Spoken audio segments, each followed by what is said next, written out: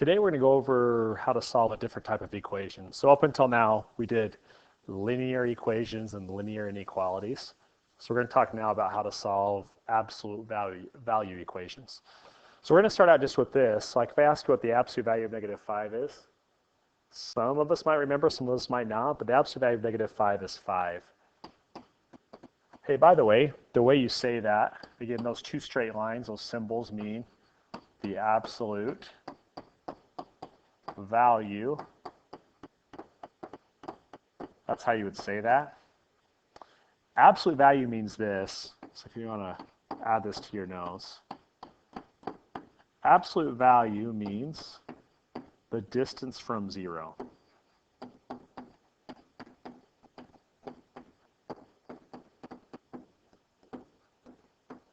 So absolute value means the distance from 0. So the reason why the absolute value of -5 equals 5, if you think of a number line, there's 0, we have 1, 2, 3, 4, -5 is right there. What you're saying is you're measuring the distance, how far away 0 is from there, right? So, and this is important because it's distance. Distance is always measured in positives. An example of that, say I'm here at Skyview, my house is 5 miles to the north of Skyview. I don't say the Skyview is a -5 miles to the north of my house, right? When we measure distance, we always measure in positives, and that's why it always comes out to be a positive. Now, if I went to ask you the absolute value of +5, right, the absolute value of +5, that'd be how far is 5 away from 0? Well, still 5. It's equal to the same thing. So if you have the absolute value of a positive number, it just stays the same. If you have the absolute value of a negative number, it flips signs. It's important to understand that because we're going to be solving equations that have absolute values in them. So here's an example. This is a really simple example of the absolute value of x equals 2. So what that really means is what numbers have a distance of 2 away from 0. Well, there's 0, so I could go 2 to the right. Right? That has a distance of 2. So one answer is 2. But I could also go 2 to the left.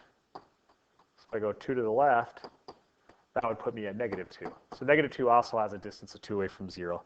Right? If I take the absolute value of 2, it equals 2. That makes it work. But if I take the absolute value of -2, that also equals 2, so it would also work. So long story short, when you go to solve an absolute value equation, you're usually going to end up with 2 solutions. Okay, because you can be measuring the distance to the right, and you can be measuring the distance to the left. Here's one to think about. If you want to, you can pause it for just a second and see if you can just think about, you're not solving anything, you're not going through any steps, just think about what the answer to this would be. So the equation is the absolute value of x equals -2. So if you think about that, that's saying, what if I have 0, which ones have a distance of -2 away from 0? Well, the answer is none. That's impossible, right? There is no solution to this equation, and the reason why is because absolute value means distance, and distance cannot be negative. So just kind of as a heads up, I don't know, put a little star on your note page right there. And you're just going to put down absolute values cannot equal 0. Okay, so absolute values cannot equal 0. And we'll go through some cases where you see that when we go through and solve these. Okay, so let's solve some actual equations. So on your notes page, this should be the very first example you have right there. We have the absolute value of a minus 5 is equal to 5. So I'm going to give you some steps to go through to solve this. So write down these steps somewhere off to the side. When you go to solve an absolute value equation, the very first thing you're always going to do is you're going to isolate the absolute value. You're going to get the absolute value by itself. So we're going to isolate the absolute values. What I mean by that is, right, I have my equal sign over here.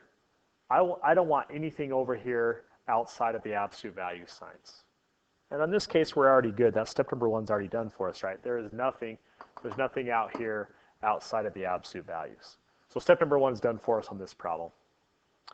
Step number 2, let's write this down also, is you're going to rewrite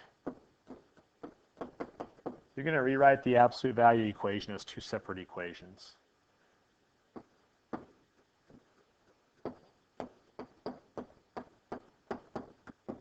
So rewrite the absolute value as two separate equations. Here's what we're going to do. If you think about this for a second, if this a minus 5, if it came out to be 5, the absolute value of 5 is 5. We'd be happy. So one of my equations I'm going to write is a minus 5 equals 5. Nothing changed other than I don't put the absolute value signs.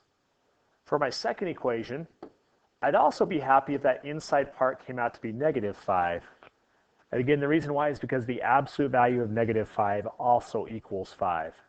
So if I come down here, my second equation is still going to be a minus 5, but I'm just going to put a negative 5. So those are my two different equations. The first time I write it exactly how it is. The second time I write it with the negative of whatever's on the right side. Okay, let's solve those two equations. That gives me my two answers. So if I add 5 on this one, just solve for a is equal to 10. That's one of my solutions. On this one, I'm also going to add 5. When I add 5 over there this time, though, I get negative 5 plus 5, so a would equal 0. So there's my two solutions, 10 and 0. Those are my two answers. Hey, let's try them really quick. You'll see why this works. Right? If I plug 10 in, 10 minus 5 is 5, right? And the absolute value of 5 is 5. If I plug 0 in, I get 0 minus 5 is negative 5, but the absolute value of negative 5 is also 5, and that's also true. Okay, so that makes them both work. Oh, I never finished my steps. I'm sorry. So step number 1 is isolate the absolute value. That was already done on this problem. Step number 2 is to rewrite it as two separate equations. That was right here. That's what we did right there. Step number 3 is just to solve those equations. That was the only step I didn't write down. So we're just going to solve those two equations. You'll get your two answers. We've got a lot of examples here. I'm going to skip past these. I want to show you. Let's do this one right here. The absolute value of negative 6p minus 3 is equal to 9. So go through our steps. Step number 1 is isolate the absolute value. Well, it's already by itself, right? There's nothing outside of these absolute values over here. Step number 2 is write your two separate equations. So I'm going to go, the first time, I don't change anything other than I don't write the absolute values. So negative 6p minus 3 is equal to 9. For my second equation, I do the exact same thing, negative 6p minus 3, but now it equals the opposite. If that's a positive 9, it equals negative 9. Okay, third step is just to solve those two equations. We're all really good at solving equations now. So I'm going to add that 3 over negative 6p equals 12. Divide by negative 6. So p is equal to negative 2. On this one, same steps, add the 3 over. This time, though, I did negative 6p equals negative 6. Divide by negative 6. Those are my two solutions. P equals negative 2, and p equals 1.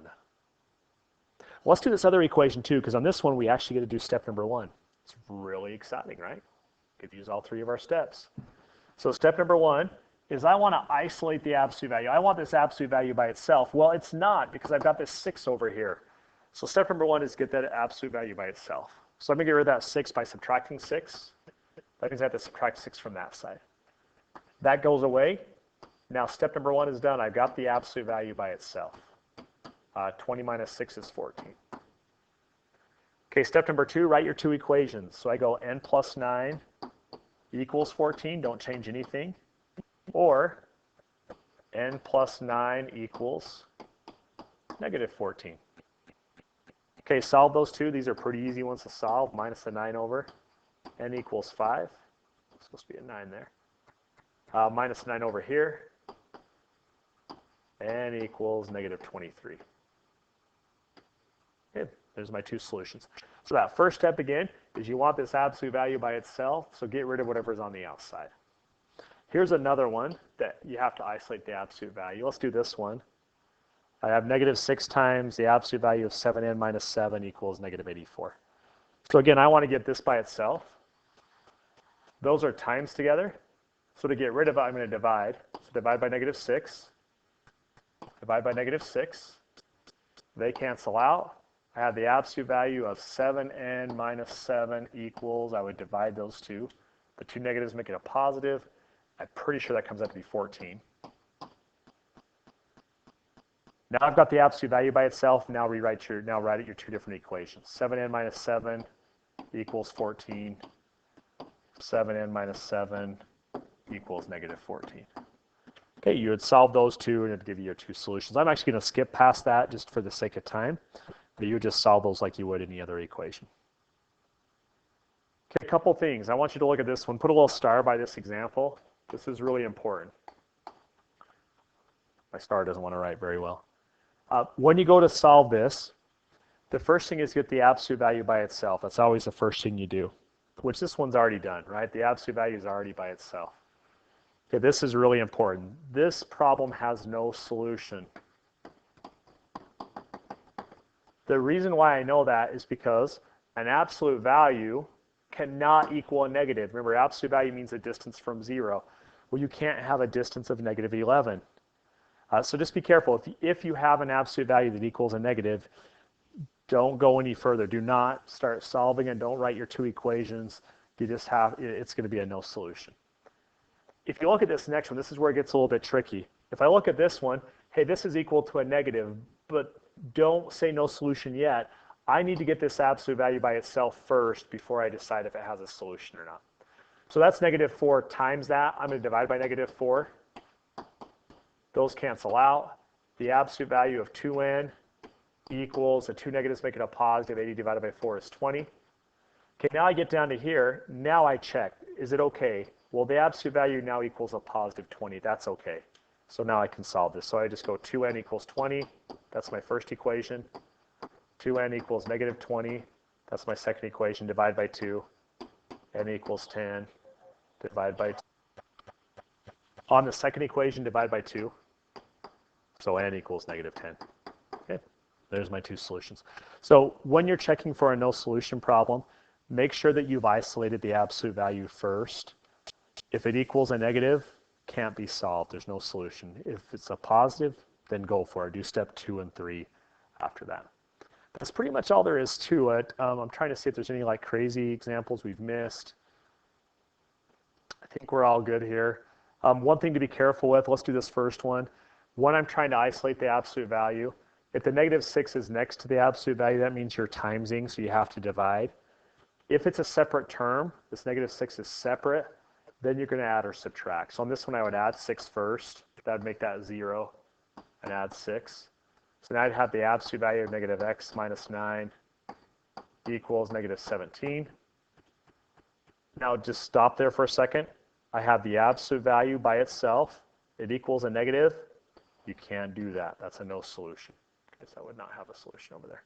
So just be really careful with that. But that's pretty much all it is. Follow those steps. Number 1, isolate the absolute value. Number 2, write your two different equations. And then the third step is you're just going to solve those two equations. And you're done. You got your answer. All right, thanks, guys.